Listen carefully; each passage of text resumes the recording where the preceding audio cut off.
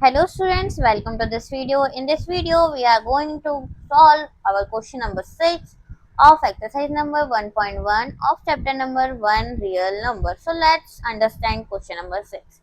So question number 6 is explain why 7 multiply 11 multiply 13 plus 13 and 7 multiply 6 multiply 5 multiply 4 multiply 3 multiply 2 multiply 1 plus 5 are composite number.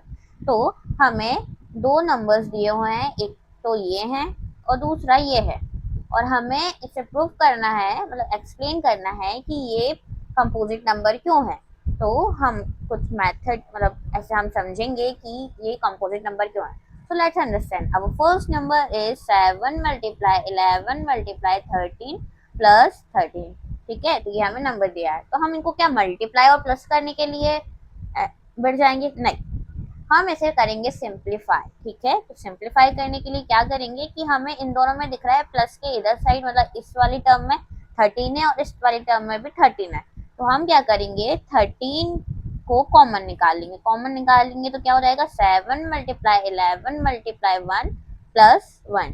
ठीक है, अब इसको और simplify करेंगे। अब इनमें से कुछ और कॉमन दिख रहा है? नहीं, 1 तो 1 को किसी भी नंबर से मल्टीप्लाई करो, उसके कोई वन ही मतलब सेम नंबर आ जाता है। ठीक है, तो 1 तो हम कॉमन निकाल नहीं सकते, तो क्या करेंगे हम 13 एज इट इज, 7 11 77 और ये प्लस 1 है। ठीक है, तो प्लस 1, तो ये क्या हो जाएगा हमारा 13 मल्टीप्लाई बाय 78। ठीक है, अब इन दोनों को मल्टीप्लाई करेंगे।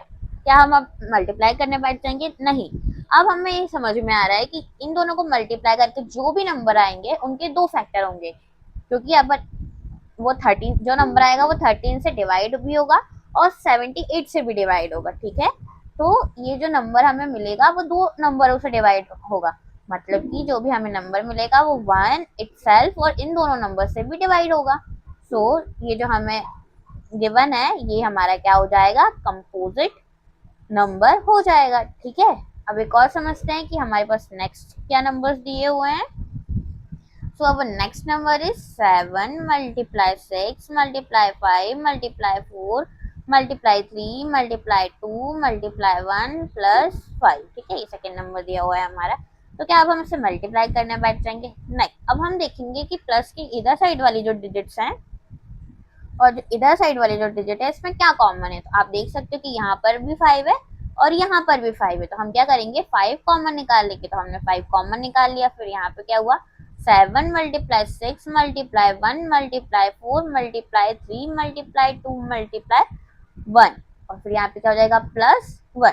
ठीक है, अब हम इसको सिंप्लीफाई करेंगे तो हमें क्या मिलेगा, 7 6 कितना होता है हमारा 42 मल्टीप्लाई 3 2 6 और 6 4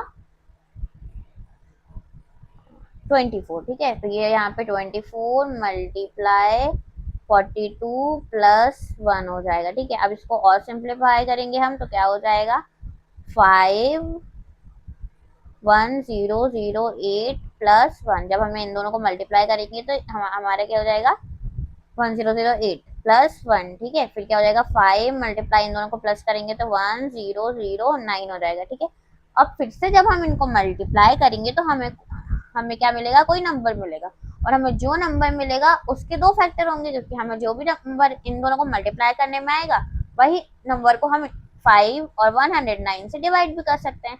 तो हमें जो भी नंबर आएगा उससे हमारा 5 भी उसका फैक्टर हुआ और 1009 भी उसका फैक्टर हुआ और 1 एंड इटसेल्फ तो एज ऑलवेज फैक्टर होंगे। तो जो भी नंबर हमें इसे सॉल्व करने पे मिलेगा तो वो हो जाएगा हमारा कंपोजिट नंबर। सो जो भी हमें दोनों नंबर गिवन थे वो दोनों हमारे क्या हो गए, composite number. So I hope you understand the concept. ऐसे ही हमें सारे क्वेश्चन सॉल्व करने हैं। I hope you like this video. अगर आपको वीडियो पसंद आया हो तो फटाफट से लाइक कमेंट एंड सब्सक्राइब कर दीजिए और अपने दोस्तों के साथ शेयर करना मत भूलिएगा। Thank you so much.